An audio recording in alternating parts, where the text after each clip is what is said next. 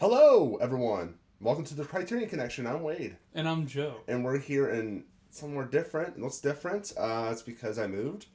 Me and my girlfriend moved in together, and that's why the past few weeks there hasn't been that much YouTube content because I've been doing that for the past 3 weeks. So here we are. This was originally planned for Valentine's Day because love and stuff like that, but it's late.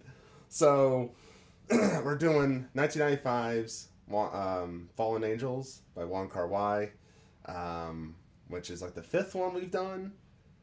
We did the trilogy, and then we did Chungking Express, and then we did this. This is the fifth one we've done. It's Kar-wai.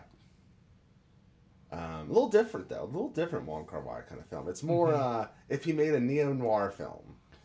That was also like a John Woo film. Yeah, it's when you say neo-noir, I feel like that doesn't really capture what this movie is. It's got the feeling of it, but it's not.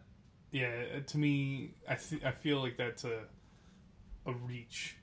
A little bit, yeah. Yeah, I mean, we have the Kar-wai staple of multiple protagonists, and we're following different stories that end up interconnecting in some way. And this one of the stories has a hitman, and that's yeah. I think that's the extent of the neo-noir. Yeah, a little bit. Aspect of it. I thought this movie was very Chungking Express, and then I looked into it, and apparently this was originally supposed to be Chungking Express, or at least part of it. Yeah. But it was too long, so they cut it in half. Mm-hmm. And I feel like Chungking Express is like the light side, and this is the dark side because it's very. You deal with a prostitute, you deal with a hitman, you deal with an ex-convict, you deal with just kind of like it's a lot darker looking. It's not. There's not as much sunlight, I think, that Chungking Express kind of had. Mm-hmm. And also the character's a little darker, so I feel like there's a light side of this is the dark side of those two movies. Mm-hmm. But I like Kar-wai. It feels different because it feels more grounded, and maybe just how the characters are and how it's lit, and there's a little bit more trip hop. And a lot more pop and a lot of stuff, and like soundtrack wise, they make it seem like it's a little different, like more underground. Right. Yeah, I don't know. To me, like, it's an interesting kind of. It's we're just exploring character arcs here. We're following a hitman who's kind of getting to a point where he might decide to want to stop, and like kind of. He spends most of his life disconnected from everybody. And I feel like that's the main theme of the two primary male protagonists. Disconnection, loneliness. Completely disconnected from other people. Because the way the hitman operates and the way he's most efficient is having an assistant that he never meets or talks to. Like, they always... There's just a way to remove culpability from each one. And then with the ex-con who is mute, like he doesn't really communicate with people that well. He doesn't like really establish solid relationships until near the end.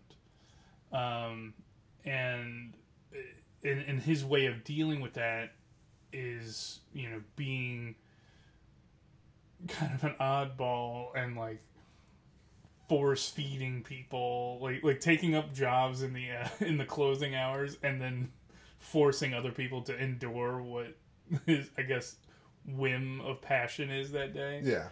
So it's an interesting movie, and I enjoyed it. I enjoyed the look in the, there's a lot of handheld camera in this. A lot of wide angle lens. Yeah. A lot of cool shots. Cool scenes like with when the hitman meets Blondie, and they're doing their thing, and then also intercuts with the assistant like crying in the bed. Like that was a great scene. With the ex-convict, he was like singing in like in the video camera, and they had the screen right next to it. It was some interesting, cool shots. It's Kar-wai. So are you shocked on that? Part of me kind of wishes there were two separate movies. They never really fully dive into either one fully, but at the end they kind of ties together, and you kind of like, okay, you kind of need it. But like I felt like the Hitman could have been a whole other movie. Mm-hmm. I felt a disconnect when I first watched the movie. Maybe on the second viewing, knowing where it goes, I'll have a better viewing. But I felt like it was just very like once I'm getting into like, oh, I like this Hitman story. They go into the ex-convict. I'm like, I don't know. Yeah, it is very like it's a very tenuous, like really small thread that keeps them linked. So they could have easily been two separate films. Yeah, I could see that. And yeah, it is like you're watching one, you're finally getting into it. You feel like you're getting your wits about you with this story, understanding the characters. Then they shift to the other thing, and you just don't know the relationship until the very end. Yeah. Like, you know, why are we following these two particular characters for this whole time? And I'm curious about how the cinematography is. Where like, why was some shots black and white? Why did he choose that? As that's how we're going to look as, or why did we choose it to be very handheld, or sometimes it's not handheld.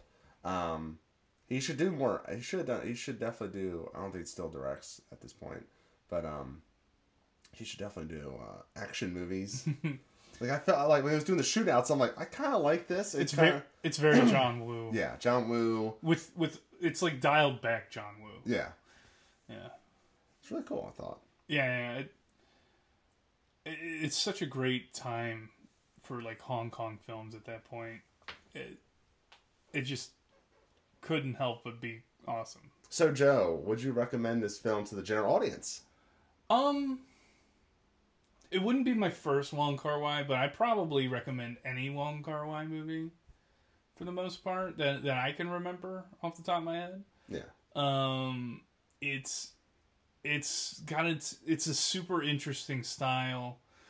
This wouldn't be the first one I'd pick. I don't think the characters are super relatable a lot of the time, and I think that's the point. They're very disconnected, as we said earlier. But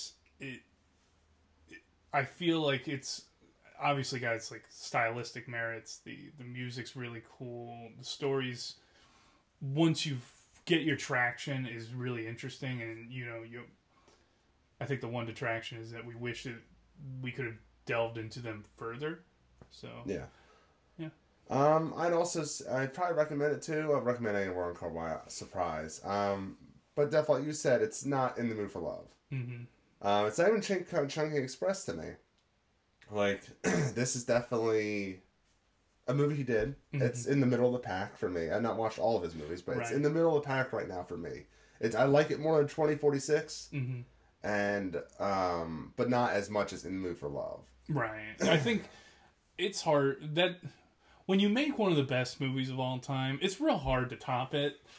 Yeah, well, here's the thing. He didn't have to, because I think In the Mood for Love like 2000. Yeah. So this is before In the Mood for Love. So this is like kind of like this next echelon of it. But like, yeah, it's hard to say not to recommend it, but it's definitely not number one to watch. If you never watched a Wong Kar-wai film. But if you've seen In the Mood for Love and you want to watch more, I'd say this is one of the top ones to watch, I think. Mm-hmm. So yeah, that's our thoughts on Fallen Angels. What's your thoughts? Let us know in the comment section below. Like, subscribe, and share. Follow us on Instagram, Condish Productions. Is there any other suggestions you have? Now we're back in the swing of things. New set, new year. New me. New you. New me. Yeah, that's about it. So until next time, I'm Wade. And I'm still Joe. And we'll see you later.